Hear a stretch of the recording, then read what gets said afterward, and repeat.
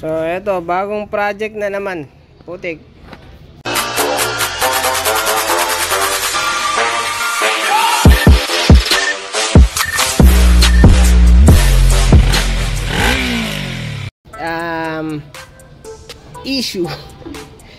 Issue. Ayan, putik na yan. Puro epoxy na eh. Puro leak eh. Bale, ito yung gas tank ng Bentley, Honda Bentley na ginawa ko dati. 1964 yata ito. Problema yung tangke na nagkandalik-lik dyan eh. Bale, hinangin ko na lang itong mga to. Tapos ito papalitan ko ng ibang petcock. Kasi yung petcock niya wala nang mabiling ganun. Papalitan ko na lang ng petcock na pangkaraniwan. Siguro yung pang barako.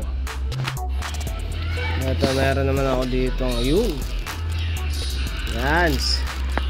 Ba't tayo mag-focus? Yan. Nakuha lang ako ng materyales para dyan. Ito, gumawa ako ng toga knits. Yan. Tapos may thread din. Kaso konti lang eh. No? Pero pwede naman yan. Parang pangit yung thread. Okay naman yan. Yun. Yan. Dahil rin pala butas. Ano ko, re-repair rin ah. Ayan, buti ang pakit ano. Wala eh, pucha. Ang sama nung ano eh. Ang daming hinang na ano eh, na may lid. Ito may hininang pa ako dito eh. Kaya ba ilawan? Oh, wala na, lobat na.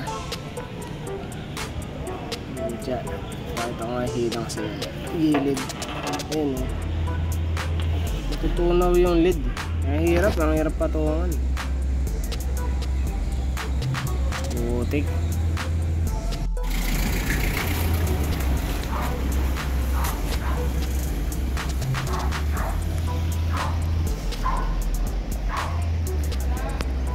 Good shit. Ito lang natin yung itsura. Putik. Kailan ba ito ginawa? May 2 buwan na ba ito nakatambak? 2, 3 buwan. Yung version S. Nakatambak to ng sobrang matagal. Tapos inasikaso namin karburador, starter, spark plug, change oil, charging, preno, clutch, cambio, pucha. Tapos nagproblema yung tangke, puro kalawang. Ayan, yung cambio. Yung tangke na iwan. Since hindi nga kami gumagawa ng tangke, kasi kailangan talaga gawin siya. Natambak ang putik. Kasi hindi pa kami binayaran. Ayun, ito pinapasikaso ulit, naayos na yung tangke. Bumili na rin ng bagong battery kaso charge ko rin. Kasi ewan ko bakit ganyan, low-bat siya. Bago naman yan, nilagyan ko rin ng tubig. Bago naman siya. Nahirapan siya ma-start eh. Siguro yung carburetor nagbara na. Kaya ibaba ulit yung carb. Ang putik. Mga preno okay pa naman. Clutch, preno, goodies.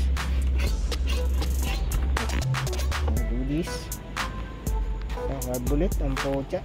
Pusit. Yun nga, nagbara na nga ang putik. Mga main, tingnan natin kung nagbara. Hindi naman. Itong mga ito po siya nag-kill. Ano yan?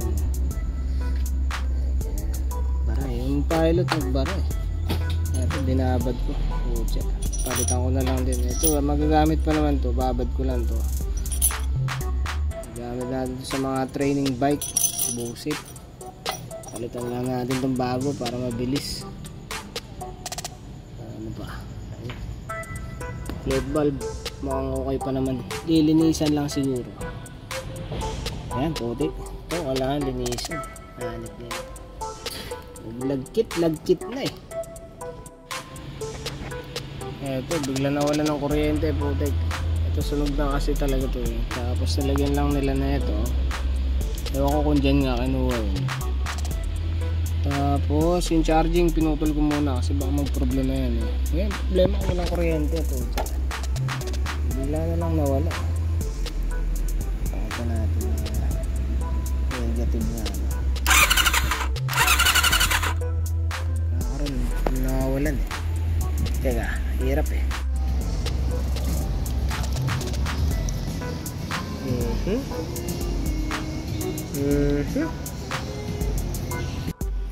Video ko lang ito, nalobat yung ano ko. Yan.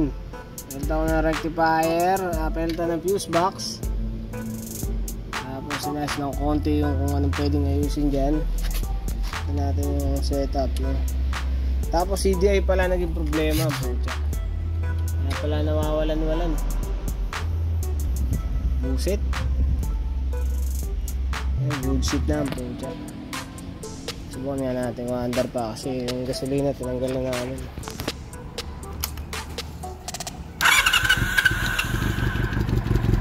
Magana na ulit yung tachometer.